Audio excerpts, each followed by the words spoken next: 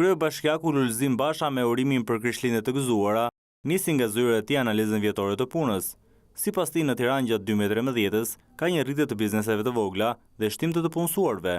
Për zotin Basha dhe miratimi i planit urbanistik pas 23 vitesh është një tjetër arritje, pasi dha fund klientelizmit, ndërsa nga viti që vjen, aplikimi për leje do të bëhet online.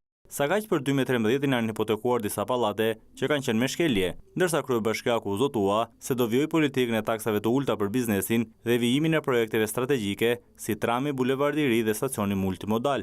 Viti 2013 është viti i zbatimit të projekteve strategjike të qytetit Tiranës, duke nisur me projektin e zgjatimit të bulevardit verior dhe rehabilitimit të lumit Tiranës. 2439 biznese të reja dhe afro 12.000 të punësuar, ulja dhe reduktimi i taksave për kategoritë veçanta, si dhe miratimi pas 23 vitesh i planit urbanistik të Tiranës, procesi marrjes lejeve tashmë i sankcionuar vetëm për 45 ditë, vitin e ardhshëm do të kalojë gjithi online. Bashkia Tiranës ka bërë investime për 1.3 miliard lekë të reja në një total për 23 objektesh të sistemit arsimor dhe të shërbimit social. Kryebashkiaku pranoi se premtimi për kartën e studentit nuk ka ecur siç duhet. Në këto kushte, unë kam instruktuar zëvendës kryetaren e bashkisë të marrë në dorë gjithë procesin e aplikimit të kartave të studentit për ta kthyer këtë nga një shërbim privat në një shërbim publik të qytetit Tiranës. Ndërsa për çmimin e biletës së urbanëve, ai u shpreh kategorikisht jo rritjes së çmimit,